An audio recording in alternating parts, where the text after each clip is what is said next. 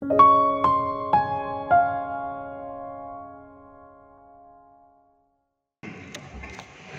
pagi Bapak Ibu dan saudara-saudara jemaat kekasih Tuhan. Saudara, pada pagi ini kita akan bersama-sama membuka Alkitab dan membaca dari Ibrani patsalnya yang keempat. Satu bagian Alkitab yang diberikan kepada saya di bawah tema menang melawan godaan. Ibrani patsal 4 kita baca mulai dari ayat 14 sampai dengan ayat 16. Ibrani patsalnya yang keempat, ayat 14 sampai dengan ayat yang ke-16. Saya akan bacakan buat kita sekalian. Satu perikop diberi judul Yesus sebagai Imam Besar. Jadi, karena kita sekarang mempunyai Imam Besar Agung yang telah melintasi semua langit, yaitu Yesus, Anak Allah. Baiklah kita berpegang teguh pada pengakuan iman kita. Sebab imam besar yang kita punya bukanlah imam besar yang tidak dapat turut merasakan kelemahan-kelemahan kita. Sebaliknya sama seperti kita. Ia telah dicobai dalam segala hal. Hanya saja ia tidak berbuat dosa. Sebab itu, marilah kita dengan penuh keberanian menghampiri tahta anugerah, supaya kita menerima rahmat dan menemukan anugerah untuk mendapat pertolongan pada waktunya.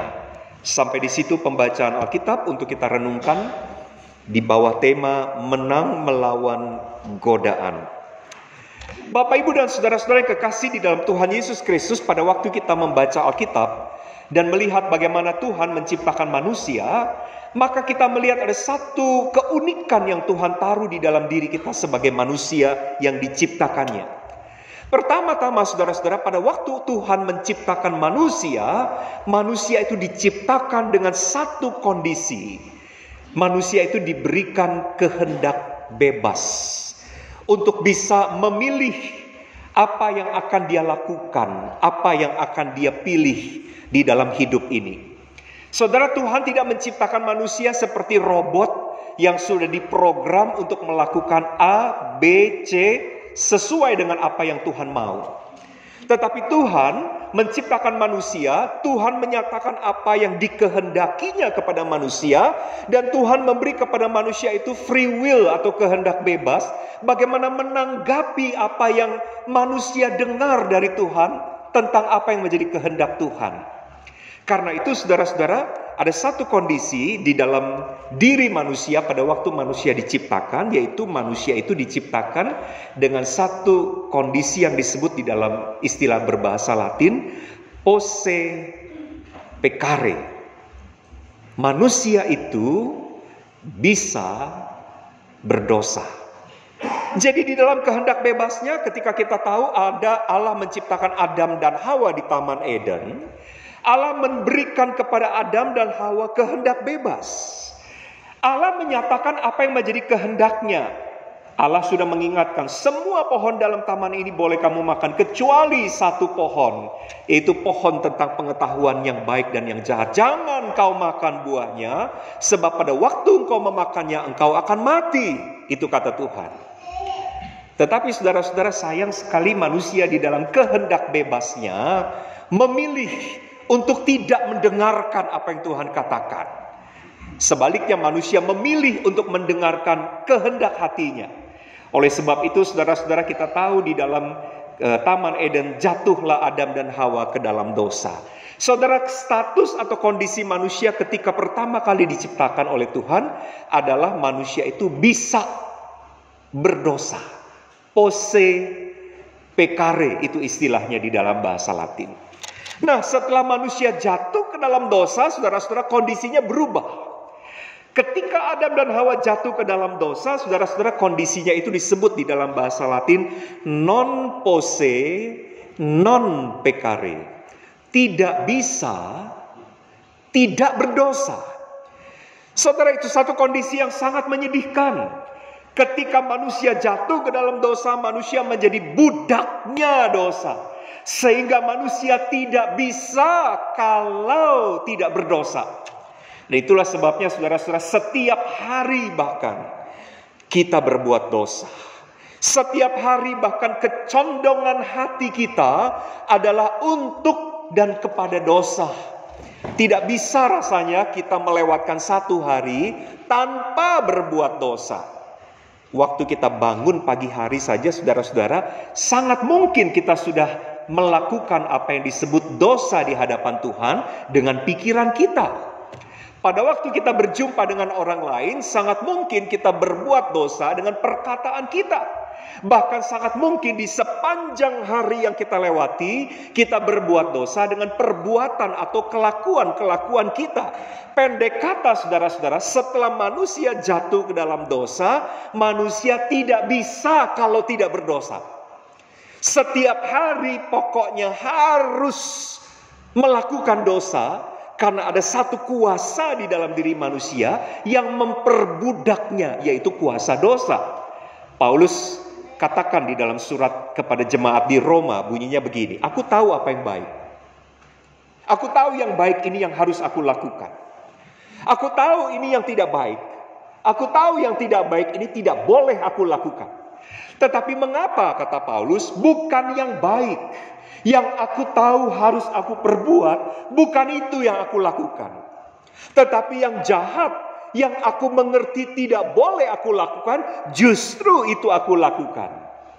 Karena itu Paulus di dalam Roma pasal 7 mengatakan, kalau begitu bukan lagi aku yang melakukannya, tetapi kuasa dosa yang bekerja di dalam aku. Bapak Ibu, ini satu kondisi yang sangat menyedihkan waktu manusia jatuh ke dalam dosa. Kita diperbudak. Namanya saja budak, saudara-saudara. Kita nggak bisa melawan Tuhan kita. Artinya setiap hari kita non posse non peccare, tidak bisa kalau tidak berdosa. Tetapi saudara-saudara, syukur kepada Tuhan ketika kita ditebus di dalam Kristus, ketika kita diselamatkan di dalam Kristus. Di dalam 2 Korintus pasal 5 Paulus katakan kita diubah menjadi ciptaan baru. Sebagai ciptaan baru, saudara-saudara, ada sesuatu yang baru tentu terjadi di dalam hidup kita. Dari yang tadinya tidak bisa kalau tidak berdosa, kita sekarang diciptakan baru sebagai manusia baru yang disebut di dalam bahasa Latin posse non peccare. Bisa tidak berdosa. Saudara, ini satu perjalanan. Tadinya manusia diciptakan bisa jatuh ke dalam dosa, dan dengan free will-nya akhirnya manusia jatuh, sehingga manusia tidak bisa kalau tidak berdosa. Dan sekarang di dalam Kristus, sebagai orang Kristen, sebagai orang percaya, kita diciptakan di dalam Kristus sebagai ciptaan baru yang bisa tidak berdosa. Artinya kita sekarang tidak lagi diperbudak. Kalau dulu sebelum kita kenal Kristus, kita diperbudak sehingga kita tidak bisa menolak terhadap dorongan kuasa dosa yang bekerja di dalam diri kita. Tetapi ketika kita sudah ada di dalam Kristus, kita sudah dimerdekakan, kata Paulus. Kamu sudah dimerdekakan di dalam Kristus. Kalau sudah dimerdekakan, itu bukan lagi budak. Dan kalau kita sudah tidak lagi budak, maka statusnya adalah kita bisa tidak berdosa. Artinya kita bisa menolak. Pada waktu dosa atau kuasa dosa bekerja di dalam kedagingan kita, kita mempunyai satu kekuatan kuasa di dalam Kristus sebagai orang percaya untuk bisa berkata, tidak. Saya kali ini tidak mau mendengarkan dosa. Saya kali ini tidak mau menuruti keinginan dosa. Posse non peccare. Bisa tidak berdosa. Saudara, tetapi kendati pun kita bisa tidak berdosa, artinya kita sudah tidak lagi diperbudak. Tetapi saudara dan saya sampai hari ini masih mengenakan apa yang disebut dengan kedagingan kita. Ya, kalau kita membaca saudara-saudara apa yang disebut di dalam Injil Matius pasal 26 ayat 41, roh memang penurut tetapi daging lemah. Walaupun kita punya privilege untuk bisa berkata no kepada dosa sekarang sebagai orang Kristen.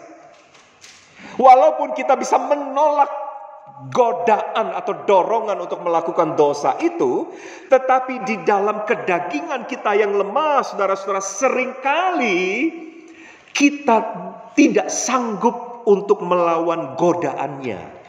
Saudara, godaan dosa itu bekerja di dalam dan melalui kedagingan kita untuk terus menarik kita keluar dari persekutuan kita dengan Allah, kembali kepada pola hidup manusia yang lama. Kedagingan kita yang dikuasai oleh dosa itu, saudara-saudara, seringkali membuat kita bukan saja sekadar jatuh ke dalam dosa, tetapi mungkin sampai hari ini masih banyak orang-orang Kristen yang bahkan hidup di dalam dosa. Bukan hanya sekedar jatuh ke dalam dosa. Saudara, beda ya. Jatuh ke dalam dosa dan hidup di dalam dosa.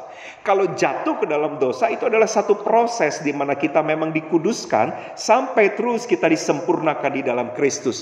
Tetapi kalau disebut hidup di dalam dosa, artinya kita masih bercokol di dalam dosa.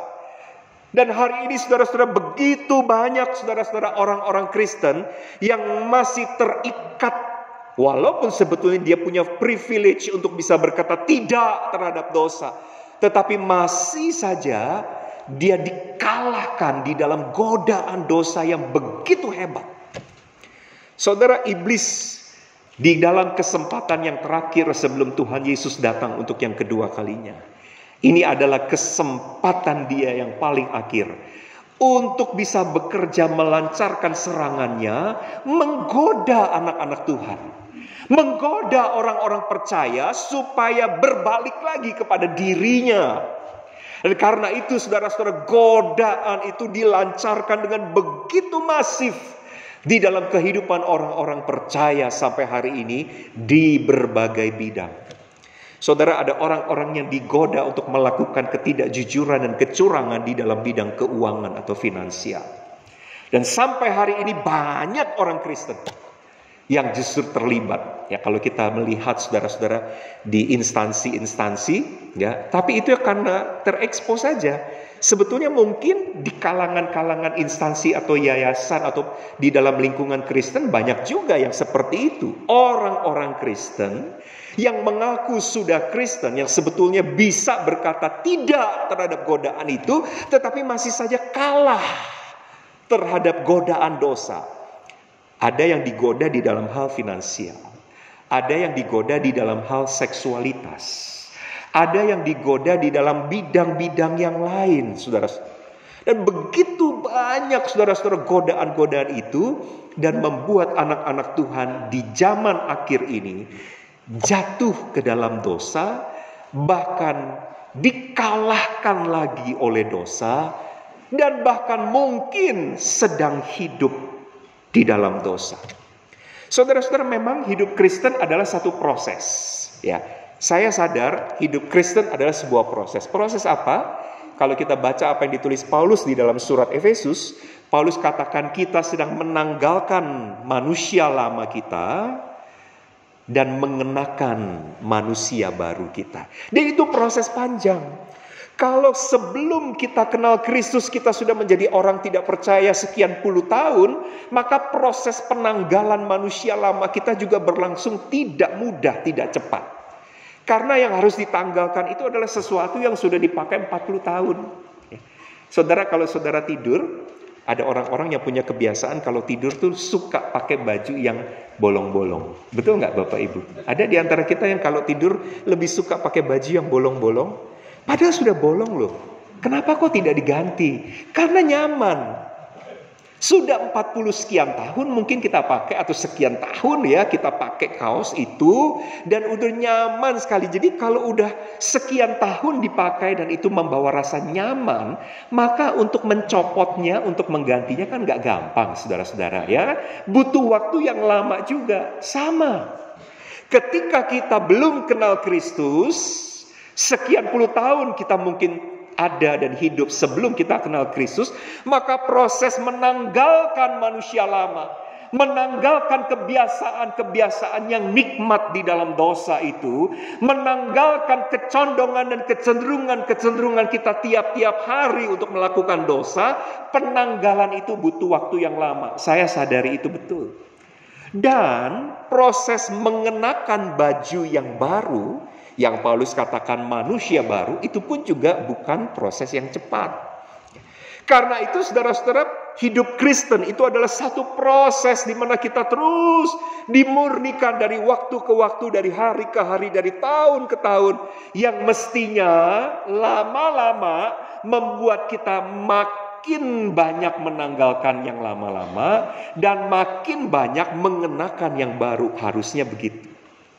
Tapi dalam kenyataannya saudara-saudara, kita juga tidak mudah untuk menghadapi godaan-godaan yang datang di dalam hidup kita, bukan? Nah, hari ini kita akan memikirkan satu tema, saudara-saudara. Menang melawan godaan. Bagaimana caranya supaya kita bisa mengalami kemenangan itu? Saya yakin Bapak, Ibu, dan saudara-saudara, dan termasuk saya, kita pasti inginnya adalah apa? Menang. Ya kan? Ada di antara kita yang ingin kalah, khususnya terhadap godaan dosa.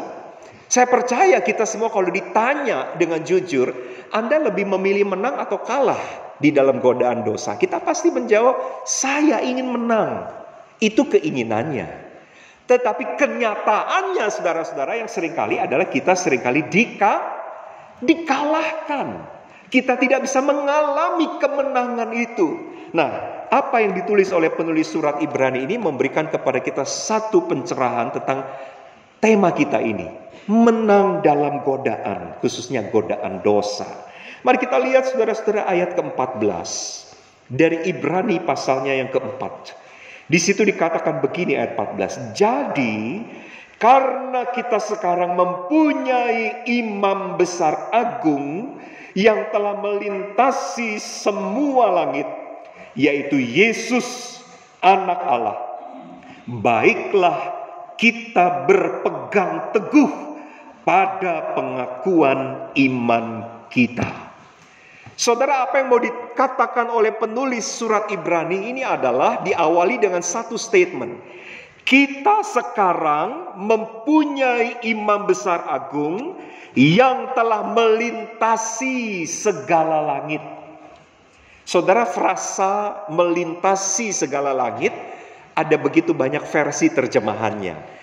Ada versi Alkitab yang menerjemahkan kita mempunyai imam besar agung yang telah naik ke atas langit. Ya, ascend to heaven, naik ke surga. Ada juga terjemahan yang seperti diterjemahkan dalam bahasa Indonesia ini, melintasi segala langit, artinya ada di surga tetapi juga pernah ada di bumi dan naik kembali ke surga. Kira-kira begitu. Tetapi apa yang mau dikatakan di dalam ayat 14 ini, sebetulnya penulis surat Ibrani mengatakan sekarang kita mempunyai Yesus yang telah menang. Yesus yang telah melintasi segala langit. Yesus yang turun ke dunia untuk mengerjakan karya keselamatan, dan sekarang sudah selesai mengerjakan karya keselamatan itu, dia naik kembali ke surga. Dengan kata lain, penulis surat Ibrani mau menegaskan saudara dan saya mempunyai Tuhan Yesus yang sudah menang. Dan itu adalah dasar dari apa yang dituliskan di dalam kalimat selanjutnya oleh penulis surat Ibrani. Di dalam kalimat selanjutnya dikatakan, baiklah kita berpegang teguh pada pengakuan iman kita. Dengan kata lain, saudara-saudara, kita tidak mungkin berpegang teguh pada iman kita kalau kita tidak memiliki Kristus yang menang ini. Dengan kata lain, saudara-saudara, penulis surat Ibrani mau mengatakan di dalam Kristus kita mempunyai status. Itu status. Di dalam Kristus yang sudah menang itu, kita juga diberikan kekuatan dan kemampuan untuk bisa menang dan bertahan dalam pengakuan iman yang selama ini kita pegang. Saudara-saudara, apa yang dikatakan oleh penulis surat Ibrani ini mau menegaskan di sisi yang lain bahwa di luar Kristus tidak mungkin ada orang yang bisa menang untuk melawan godaan-godaan yang datang di dalam dirinya atau di dalam hidup ini. Saudara, ada orang yang punya keyakinan bahwa dengan beragama dia bisa menang. Saya pernah dengar kesaksian satu orang sahabat. Dia berkata begini, dulu saya berpikir, ketika saya datang ke gereja, ketika saya beragama, saya bisa meninggalkan kebiasaan-kebiasaan lama saya. Jadi sahabat ini punya satu kebiasaan, saudara-saudara, dia diikat oleh apa yang disebut dengan porn addiction. Ketagihan pornografi. Saudara, orang yang addiction itu sama seperti addiction di dalam hal narkoba. Ya. Itu susah sekali lepasnya. Susah. Kalau udah addicted itu saudara-saudara mau dilepaskan dengan cara apa? Sulit sekali. Itu orang kalau udah narkoba tuh saudara ya, kalau dia lagi sakau, wah itu bisa kejang-kejang itu. Dia harus diberikan narkoba supaya dia bisa tenang kembali gitu. Orang kalau sudah addicted sampai seperti demikian juga dengan pornografi. Saudara, penelitian di dalam bidang psikologi mengatakan setiap sekian menit ya, 3 sampai 5 menit Anda melihat tayangan pornografi, dibutuhkan 5 tahun untuk menghapus apa yang Anda lihat itu. Itu hanya 3 sampai 5 menit butuh 5 tahun. Kalau nontonnya tiap hari, saudara bisa bayangkan berapa puluh tahun atau berapa ratus tahun untuk menghapus bayangan-bayangan dari apa yang pernah dia lihat itu. Lalu kawan ini menganggap gini, kalau saya datang ke gereja, saya pasti bisa lepas dari godaan ini. Kalau saya datang ke gereja rajin kebaktian, saya pasti bisa. Tapi nyatanya saudara-saudara, apa yang terjadi? Datang ke gereja dan tetap menonton pornografi, itu yang terjadi. Artinya apa saudara-saudara? Agama tidak pernah memberikan kepada kita kekuatan dan kemampuan untuk bisa lepas. Nah, ada banyak orang termasuk di dalam agama-agama, mulai dari agama suku sampai agama modern pada hari ini, menganggap bahwa agama bisa menolong saya. Dengan menjalankan ritual-ritual agama bisa membuat saya lepas, ya. Kalau saya berpuasa, saya bisa lepas. Kalau saya melakukan ritus A, ritus B, saya bisa bebas. Kenyataannya saudara-saudara, agama tidak pernah bisa membebaskan. Kalau begitu apa yang membebaskan? Penulis surat Ibrani dengan tegas mengatakan bukan agama. Bukan ritual. Bukan melakukan kewajiban-kewajiban. Harus ini, harus itu, bawa ini, bawa itu. Gak boleh ini, gak boleh itu. Bukan itu. Lantas apa atau siapa yang bisa membebaskan kita? Paulus katakan, penulis surat Ibrani mengatakan, sekarang kita mempunyai Yesus Kristus yang sudah menang atas dosa. Karena kita punya Dia dan kita berada di dalam Dia yang sudah mengalami kemenangan atas dosa, maka kita pun diberikan kuasa untuk bisa mengalahkan godaan yang selalu ingin membawa kita jatuh ke dalam dosa. Jadi saudara-saudara, kuncinya adalah menang atau tidaknya kita dalam godaan atas dosa itu bergantung dari sejauh mana kita menyerahkan hidup kita kepada Kristus yang sudah menang itu. Bukan karena usaha yang kita lakukan, tetapi karena kuasa yang Kristus berikan. Saudara, agama itu sifatnya selalu bottom up. Dari bawah ke atas. Agama itu selalu bicara tentang manusia harus melakukan apa. Manusia harus bawa apa. Manusia harus kasih apa. Itu agama selalu berpikir begitu. Manusia harus berbuat sesuatu untuk Allah atau yang ilahi. Tapi kekristenan bukan agama. Kekristenan tidak bicara tentang apa yang manusia harus lakukan kepada Allah. Kekristenan bicara apa yang Allah lakukan untuk manusia. Kebalik, saudara-saudara. Kekristenan bicara tentang apa yang Yesus lakukan untuk kita orang berdosa. Dan karena Yesus sudah menang atas dosa, maka setiap orang yang berada di dalam Dia diberikan kuasa untuk mengalami kemenangan atas godaan dosa. Jadi Bapak, Ibu, dan saudara-saudara, kalau saudara hari ini mungkin masih bergumul dengan godaan-godaan tertentu di dalam hidup saudara, saya nggak tahu apa itu, dan mungkin orang-orang, teman-teman kita juga nggak tahu godaan yang seringkali membuat kita jatuh. Kuncinya adalah hanya di dalam Kristus.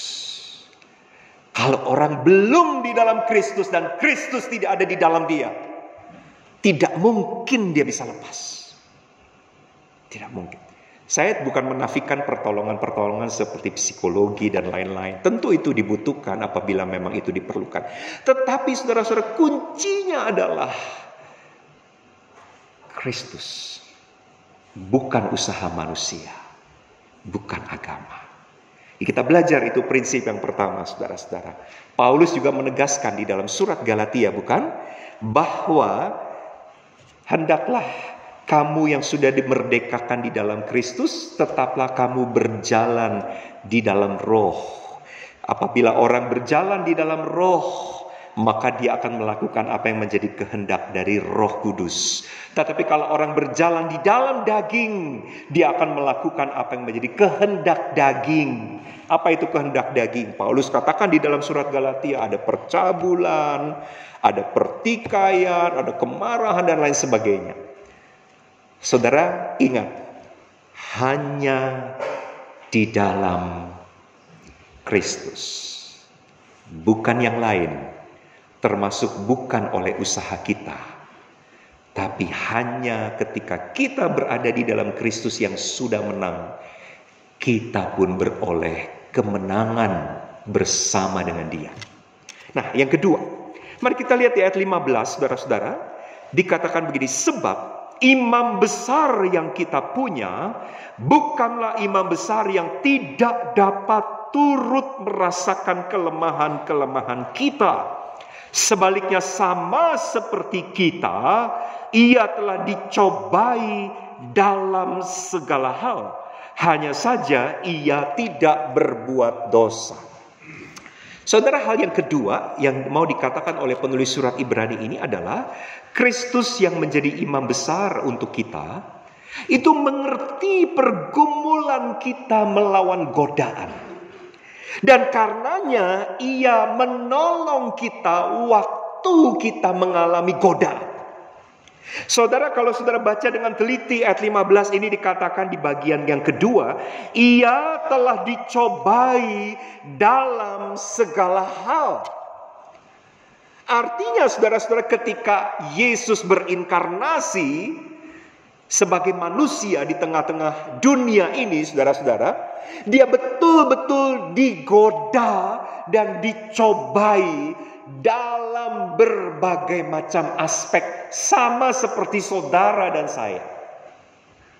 Kita tidak bisa mengatakan begini, Yesus, karena engkau Tuhan ya engkau tentu saja lebih enak. Saya ini kan manusia, saya dicobai di dalam finansial, di dalam area seksualitas. Kita bisa mengatakan seolah-olah pencobaan yang kita alami jauh lebih kompleks. Saudara-saudara, enggak. Penulis surat Ibrani mengatakan apa yang Yesus alami itu juga kompleks. Dikatakan ia telah dicobai dalam segala hal.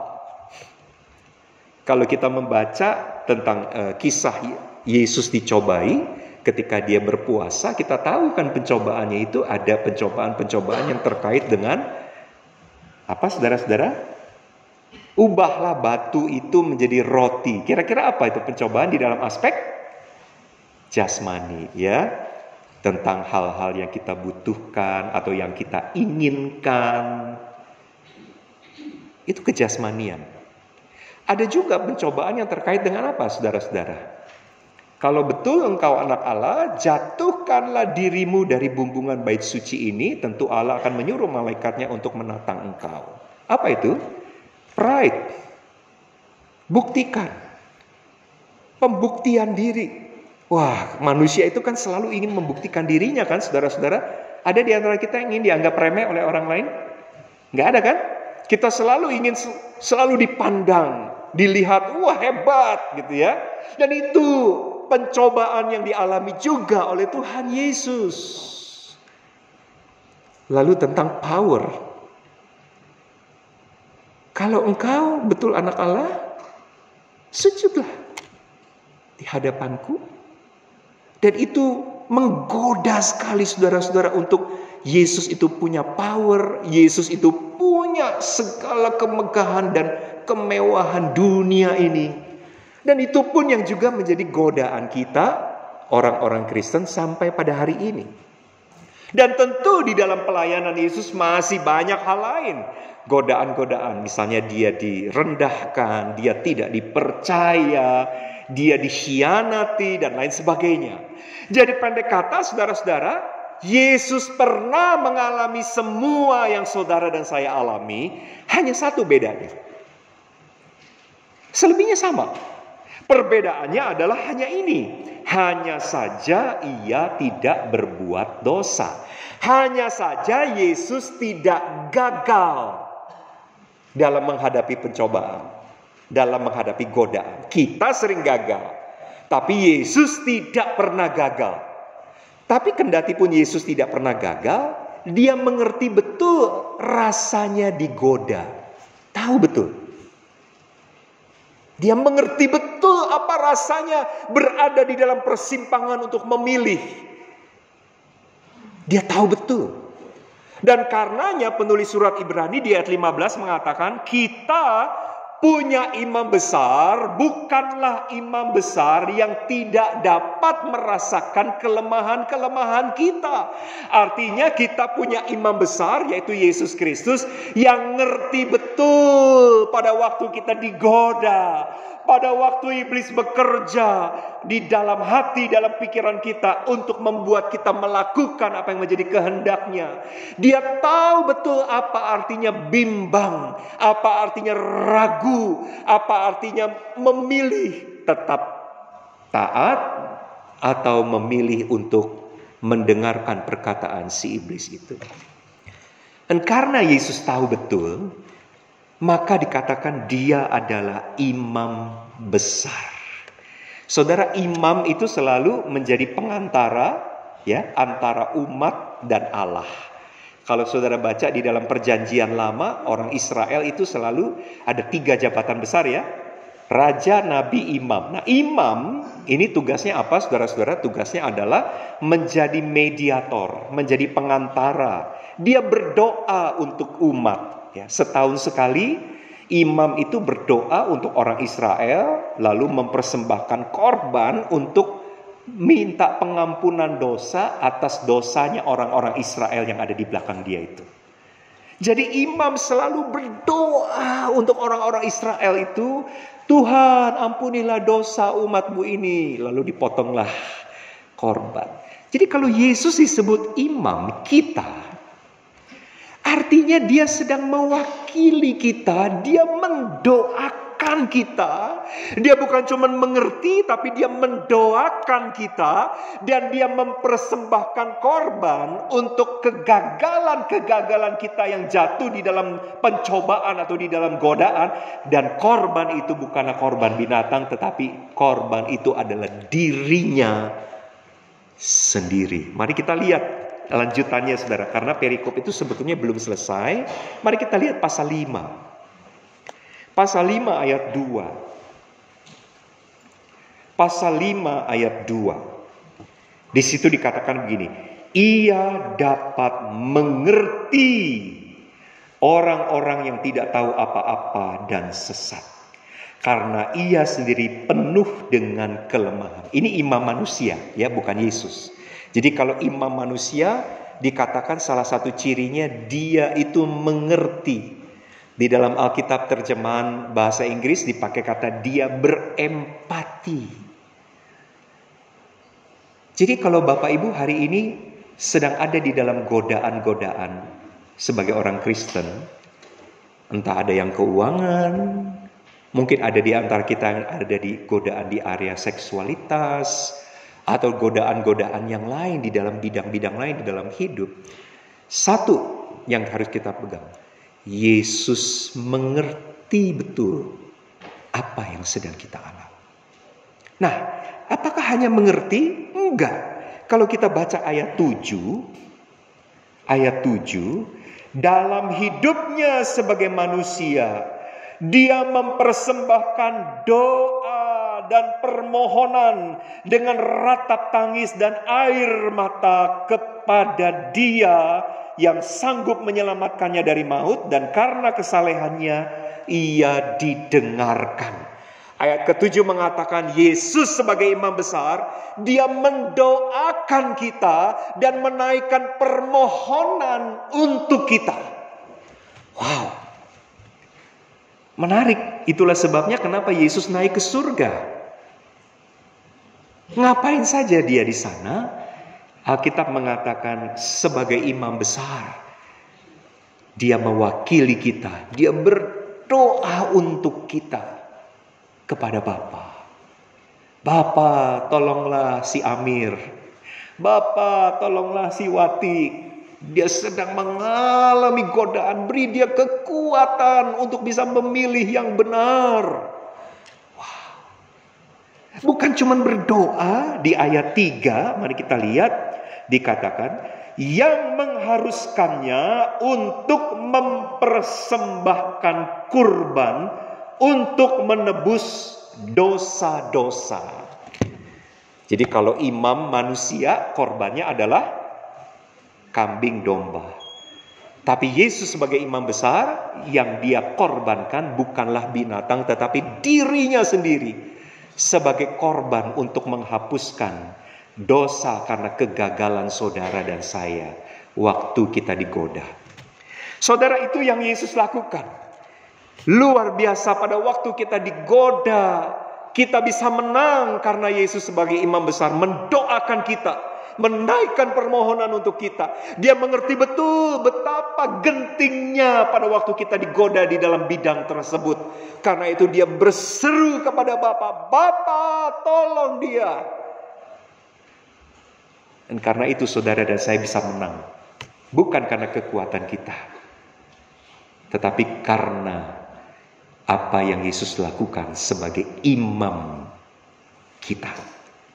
Nah, yang terakhir, saudara, kita dapat menang melawan godaan hanya di dalam kedekatan atau di dalam persekutuan kita dengan Allah, ya. Mari kita baca ayat 16. Ayat 16 di situ dikatakan begini, sebab itu marilah kita dengan penuh keberanian, sejak kita ada di dalam Kristus, kita bisa menghampiri tahta anugerah, supaya kita menerima rahmat dan menemukan anugerah untuk mendapat pertolongan kita pada waktunya. Saudara, pada waktu saudara dan saya ada di dalam Kristus, maka satu privilege yang kita terima sebagai anak-anak Tuhan adalah kita dapat menghampiri, kata penulis surat Ibrani, menghampiri tahta kasih karunia. Sebelumnya, ketika Adam dan Hawa jatuh ke dalam dosa, Adam dan Hawa diusir keluar dari Taman Eden. Bukan hanya sekedar diusir keluar dari lokasi taman, tapi pengusiran itu mengatakan putus hubungan antara Allah dan manusia. Tapi ketika kita ada di dalam Kristus, Kristus menghantar kita kembali kepada Bapa, dan sekarang dikatakan kita beroleh persekutuan, kita mendapatkan keberanian menghampiri tahta kasih karunia. Artinya sekarang kita beroleh lagi kedekatan dan persekutuan kita dengan Allah. Nah, dalam persekutuan kita dengan Allah itulah penulis surat Ibrani ini mengatakan kita akan menerima rahmat dan kasih karunia. Saudara, menurut saya ini adalah satu prinsip penting. Dalam dekatnya kita bersama dengan Allah, kita akan mendapatkan rahmat dan kasih karunia. Di dalam Alkitab terjemahan bahasa Inggris bagus sekali kalimatnya, bunyinya begini. Let us then approach God's throne of grace with confidence. Perhatikan kalimat ini, so that we may receive mercy and find grace to help us in our time of need. Kita akan mendapatkan belas kasihan, mercy, dan mendapatkan anugerah yang menolong kita di saat kita membutuhkannya atau pada waktu kita membutuhkannya. Jadi kita bisa menang melawan godaan. Sekali lagi bukan kekuatan kita, tetapi karena Yesus berdoa buat kita. Dan di dalam ayat ke-16 ini mengatakan ada anugerah yang bekerja di dalam diri kita, orang-orang percaya, yang memberi kepada kita kekuatan, menolong kita in the time of need. Saat kita membutuhkannya, ada anugerah bekerja dan membuat kita bisa berkata tidak terhadap godaan itu. Saudara-saudara, dan itu hanya bisa terjadi selama kita ada di dalam persekutuan kita dengan Tuhan. Bukankah Tuhan Yesus sudah mengatakan di dalam Injil Yohanes pasal 15, di luar aku kamu tidak dapat berbuat apa-apa. Di luar Kristus atau jauh dari Kristus, saudara dan saya akan mudah sekali jatuh di dalam godaan. Percayalah. Tapi di dalam Kristus, di dalam persekutuan dengan Allah, kita mendapatkan mercy and grace yang menolong kita di saat-saat yang paling genting ketika kita membutuhkannya.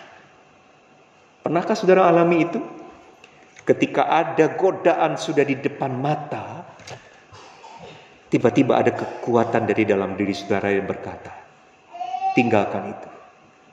Tinggalkan itu. Dan kemudian kita bisa lepas dari godaan itu. Ada anugerah Allah bekerja di dalam diri kita yang membuat kita bisa menang atas godaan.